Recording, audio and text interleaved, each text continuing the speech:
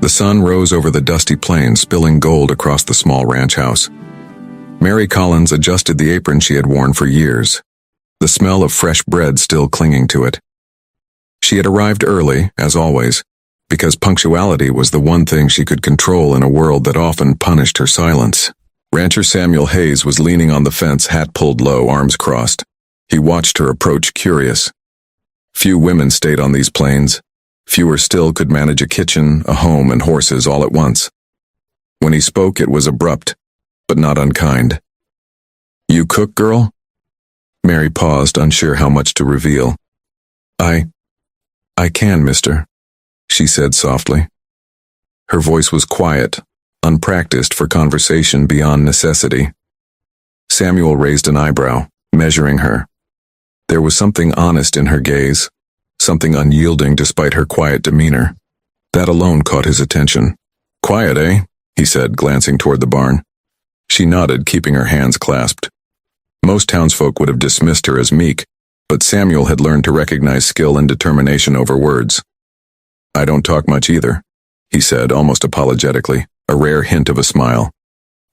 They walked to the kitchen together. Mary set down her baskets of ingredients, flour, sugar, and eggs collected from the farm. She moved confidently, measuring, mixing, and kneading, as if the world beyond the ranch didn't exist. Samuel watched, silently impressed by her efficiency and calm focus. By the first meal, she had prepared breakfast for the farmhands, scrambled eggs, fresh biscuits, and stew thick with root vegetables. The men murmured their approval, some even whistling softly. Samuel noticed the confidence in her work, how she took pride in every detail without needing to boast. "Not bad," he said finally, tasting a biscuit.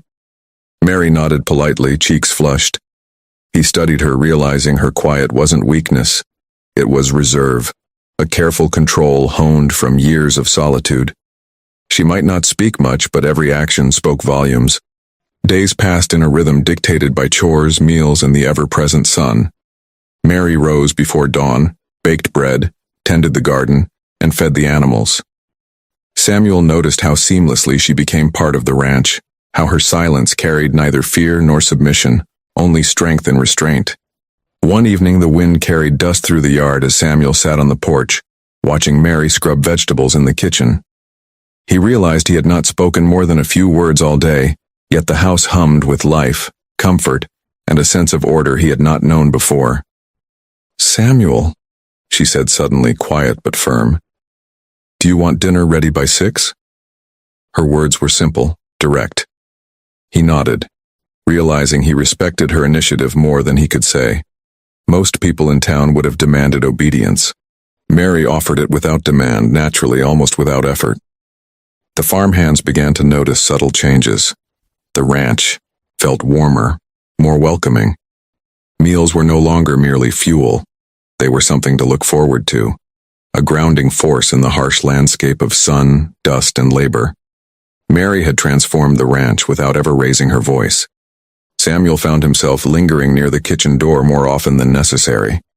He admired her dedication, her quiet confidence, the way she could command respect without confrontation. One evening, he brought a mug of coffee to her. "Good work," he said simply. Her eyes met his, and for a moment a bond formed beyond words. Over the weeks, she proved herself indispensable.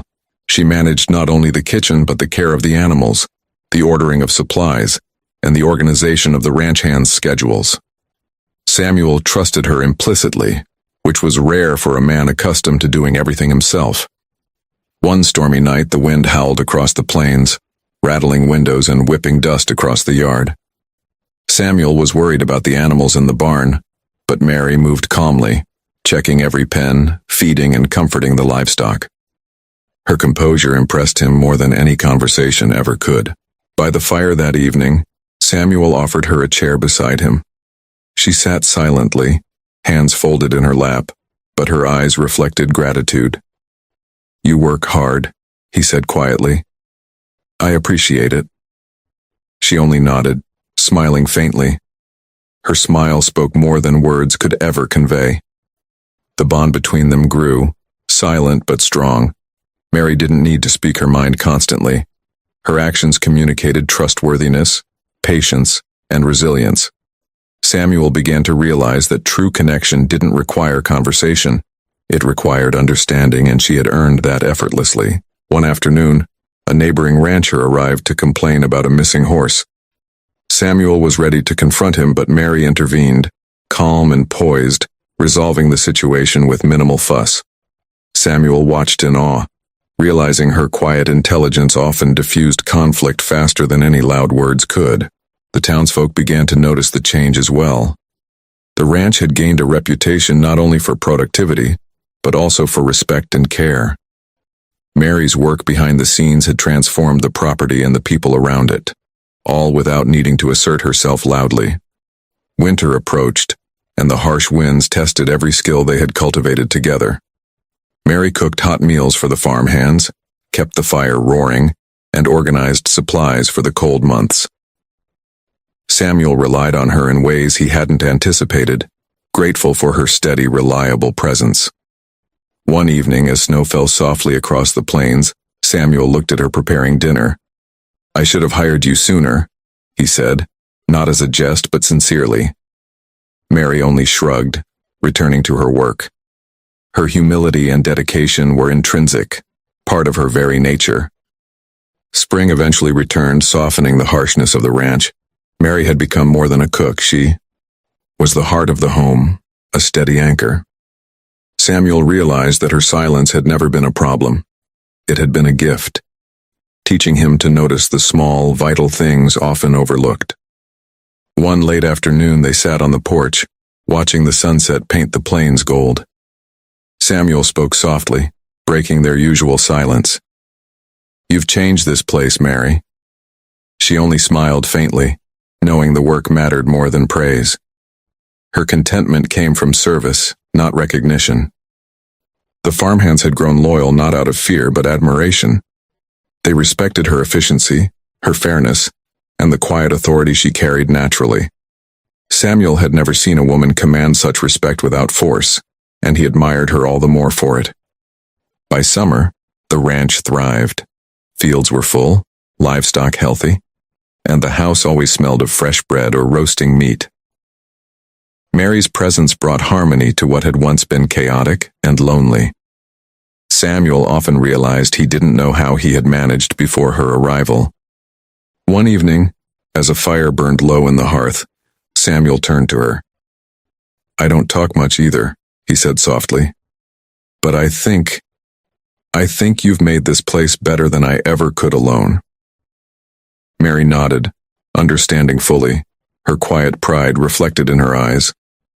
Years passed and the ranch remained strong, a testament to patience, resilience, and quiet dedication. Mary's work never ceased to impress, nor did her humility waver.